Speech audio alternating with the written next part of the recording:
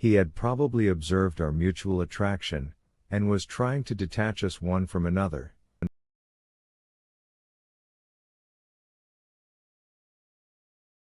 The words which had provoked our quarrel seemed to me the more infamous when, instead of a rude and coarse joke, I saw in them a premeditated calumny.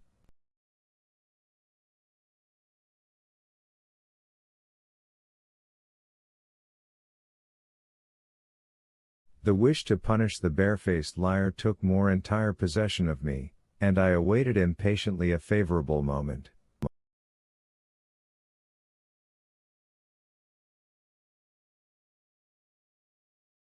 I had not to wait long. On the morrow, just as I was busy composing an elegy, and I was biting my pen as I searched for a rhyme, Schwabrine tapped at my window.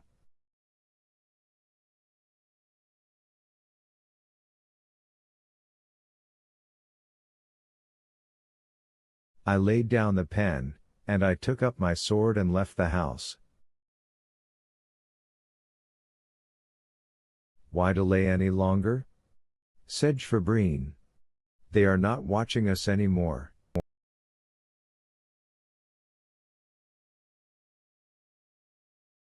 Let us go to the river bank, there nobody will interrupt us." We started in silence, and after having gone down a rugged path we halted at the water's edge and crossed swords.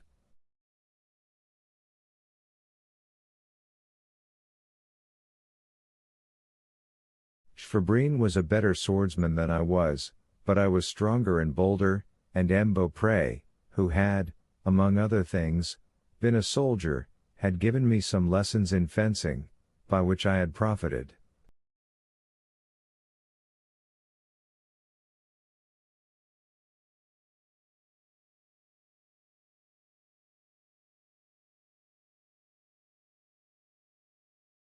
Schwabrine did not in the least expect to find in me such a dangerous foeman. For a long while we could neither of us do the other any harm, but at last, noticing that Schwabrine was getting tired, I vigorously attacked him, and almost forced him backwards into the river.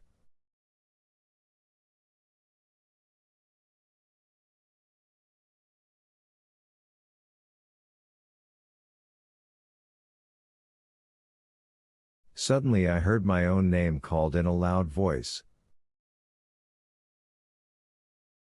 I quickly turned my head, and saw Savéliitch running towards me down the path.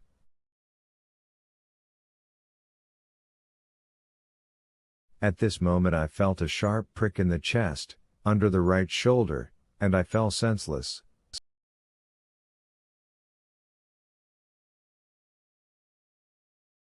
Chapter 5 Love. When I came to myself I remained some time without understanding what had befallen me, nor where I chanced to be.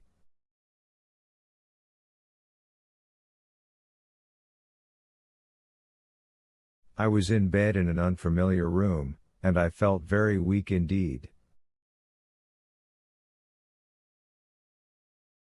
Savéliitch was standing by me, a light in his hand.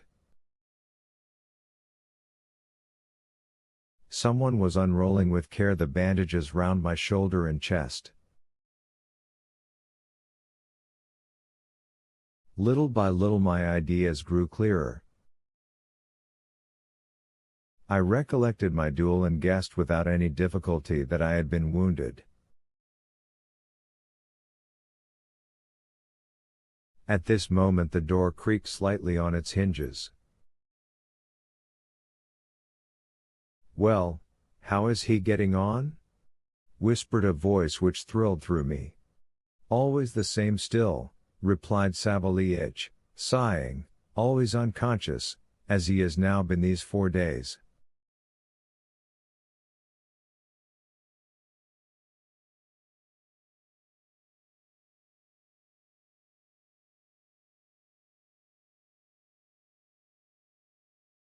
I wished to turn, but I had not strength to do so. "Where am I? Who is there?" I said, with difficulty.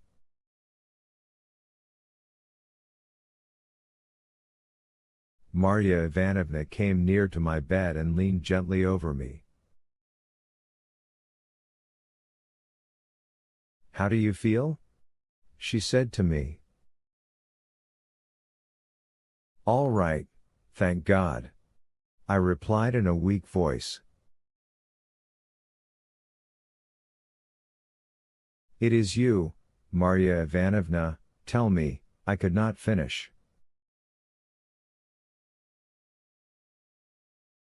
Savelich exclaimed, joy painted on his face. He is coming to himself, he is coming to himself. Oh! Thanks be to heaven. My father Petr Andreevich, have you frightened me enough? 4 days. That seems little enough to say, but...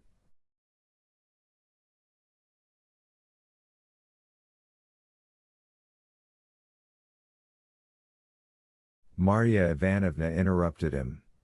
Do not talk to him too much, Savelich, he is still very weak.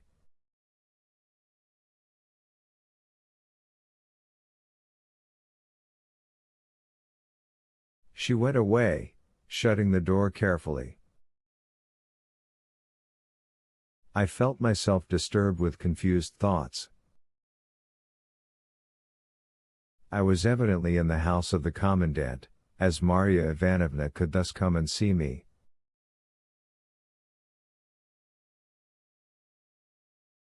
I wished to question Savelich, but the old man shook his head and turned a deaf ear.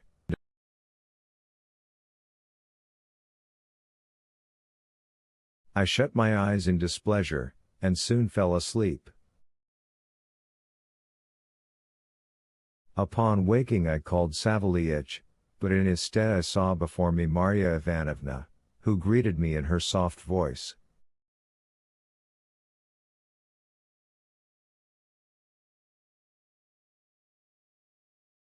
I cannot describe the delicious feeling which thrilled through me at this moment.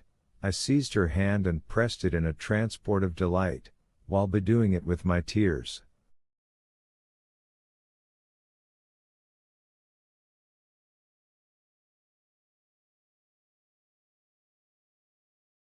Marya did not withdraw it, and all of a sudden I felt upon my cheek the moist and burning imprint of her lips.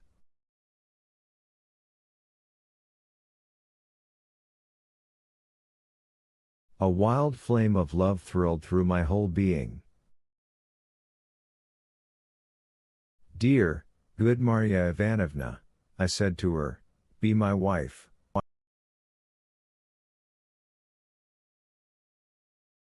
Consent to give me happiness. She became reasonable again. For heaven's sake, calm yourself, she said, withdrawing her hand.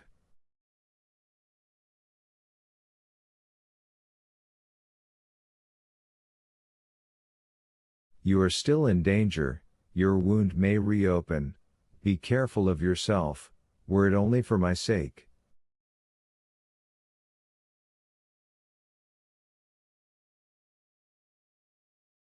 After these words she went away, leaving me at the height of happiness. I felt that life was given back to me. She will be mine. She loves me. This thought filled all my being. From this moment I hourly got better.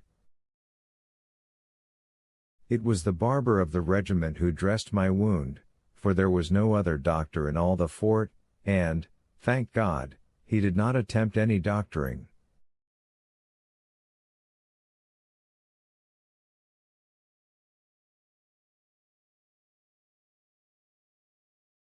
Youth and nature hastened my recovery. All the commandant's family took the greatest care of me.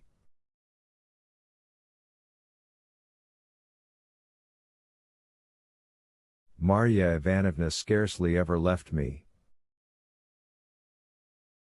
It is unnecessary to say that I seized the first favorable opportunity to resume my interrupted proposal, and this time Marya heard me more patiently.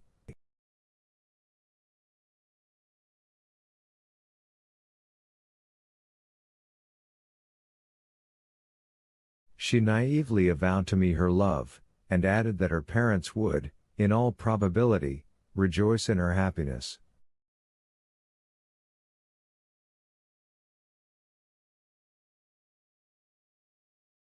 But think well about it, she used to say to me. Will there be no objections on the part of your family?